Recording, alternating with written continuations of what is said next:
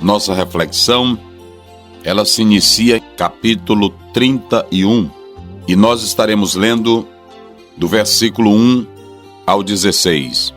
A palavra do Senhor nos fala assim: Então ouviu as palavras dos filhos de Labão, que diziam: Jacó tem tomado tudo o que era de nosso pai, e do que era de nosso pai fez ele toda esta glória. Viu também Jacó o rosto de Labão, e eis que já não era para com ele como dantes. E disse o Senhor a Jacó: Torna à terra dos teus pais e à tua parentela, e eu serei contigo. Então enviou Jacó e chamou Raquel e a Leia ao campo, ao seu rebanho, e disse-lhes: Vejo que o rosto de vosso pai para comigo não é como anteriormente. Porém, o Deus de meu pai esteve comigo. E vós mesmas sabeis que, com todo o meu poder, tenho servido a vosso pai. Mas vosso pai me enganou e mudou o salário 10 vezes.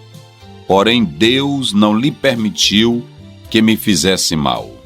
Quando ele dizia assim: Os salpicados serão teu salário, então todos os rebanhos davam salpicados. E quando ele dizia assim: Os listrados serão o teu salário, então todos os rebanhos davam listrados. Assim, Deus tirou o gado de vosso pai e deu a mim. E sucedeu que, ao tempo em que o rebanho concebia, eu levantei os meus olhos e vi em sonhos que todos os bodes que cobriam as ovelhas eram listrados, salpicados e malhados. E disse-me o anjo de Deus em sonhos: Jacó. E eu disse: Eis-me aqui. E disse ele: Levanta agora os teus olhos e vê que todos os bodes que cobrem o rebanho são listrados, salpicados e malhados, porque tenho visto tudo que Labão te fez. Eu sou Deus de Betel, onde tens ungido uma coluna, onde me tens feito o voto. Levanta-te agora, sai-te desta terra e torna-te à terra da tua parentela. Então responderam Raquel e Leia e disseram-lhe: Ainda para nós parte ou herança na casa de nosso pai? Não nos considera ele como estranhas? Pois vendeu-nos e comeu todo o nosso dinheiro. Porque toda a riqueza que Deus tirou de nosso pai é nossa e de nossos filhos. Agora, pois, faze tudo o que Deus te tem dito. Amém. Queridos, nós vamos falar nessa oportunidade sobre a causa do retorno de Jacó. O interessante é que o ambiente no qual ficara Jacó, que era a casa de Labão, agora não lhe era mais bem favorável. Os filhos e o pai, Labão, não olhavam para Jacó com bons olhos, devido à sua prosperidade, devido ao seu crescimento. Tudo isso fez com que Jacó tomasse a iniciativa de voltar para a sua casa.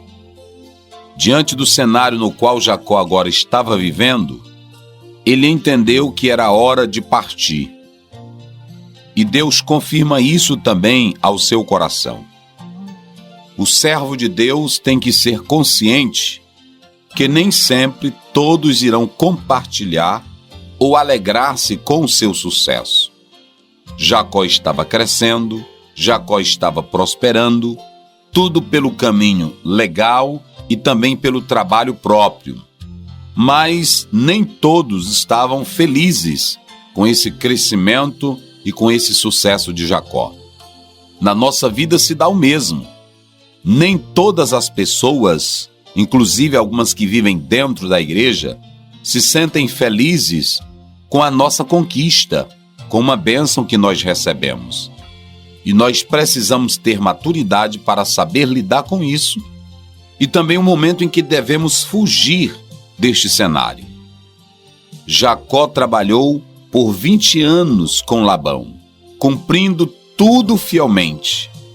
Da parte do sogro para com Jacó, houve trapaça, engano, mas Jacó, em meio a tudo isso, teve êxito, teve sucesso, porque Deus estava com ele. E o sucesso de Jacó foi a causa da inveja de Labão e seus filhos. De posse de muitos bens, e notando a diferença de Labão e a família dele, Jacó sentiu vontade de voltar para a sua terra. Foi nesse momento que Deus lhe disse para que retornasse imediatamente, o que prontamente ele fez. Doravante, Jacó, ele sempre estava seguindo a orientação divina. A partir do capítulo 28, quando Jacó faz o seu voto para com Deus diante da revelação, sempre ele partiu com esse intento. Por isso que o Senhor jamais o abandonou. Então, queridos, é bom quando nós somos dirigidos pela orientação divina. Depois de 20 longos anos na casa de Labão, Jacó se põe de volta para a sua casa. Certo é que muitas coisas mudaram. Sua mãe amada, a qual lhe protegia tanto, agora não estava mais viva. E o próprio Jacó temia encontrar-se com seu irmão Esaú, sem saber o que lhe aguardava no futuro. Note que Jacó era um homem que gostava de compartilhar os assuntos. Primeiramente, ele se voltava para Deus. Em segundo lugar, ele quer ouvir toda a família. O assunto do retorno à sua terra e as causas disso, ele tratou especificamente com as suas esposas, o que provava que ele não era nenhum tipo de líder com decisões absolutas que não dava brecha para as mulheres opinarem. Jacó disse para suas esposas que a causa do seu sucesso era primeiramente Deus, pois ainda que o pai delas tenha feito de tudo para que ele não prosperasse, não adiantou. Deus lhe abençoou em tudo. Jacó não tinha desejo de ser rico. Veja que ele desejou voltar à sua terra apenas com as suas esposas, quando trabalhou por elas 14 anos. Mas por insistência de Labão, pedindo para que ele ficasse, então ele foi trabalhar para ganhar algo mais. A Bíblia diz em 1 Timóteo 6,9 que é sempre perigoso querer ser rico, pois os que querem ficar ricos caem em muitas tentações e ciladas. Jacó deixa claro também que a causa de sua riqueza foi por ordem divina. Através da orientação de um anjo, esse mensageiro divino que apareceu a ele em Betel, logo você vai entender que era o próprio Deus. Então, a questão de Jacó colocar as varinhas, na verdade, tudo o anjo já havia revelado para ele. Com suas explicações bem detalhadas, logo as esposas concluíram que o seu pai procedeu sem ética, sem respeito para com Jacó, e que não amava realmente o genro, mas queria apenas tirar vantagens dele, razão pela qual elas concordaram plenamente com a decisão do esposo de voltar para a sua terra.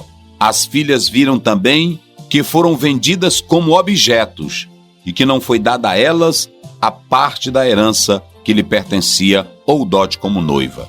Portanto, coloque essa palavra no seu coração. Saiba que existem momentos em que temos que partir para não criar uma situação mais conflitosa. Que Deus nos abençoe para sempre, em nome de Jesus. Amém. Em nome de Jesus.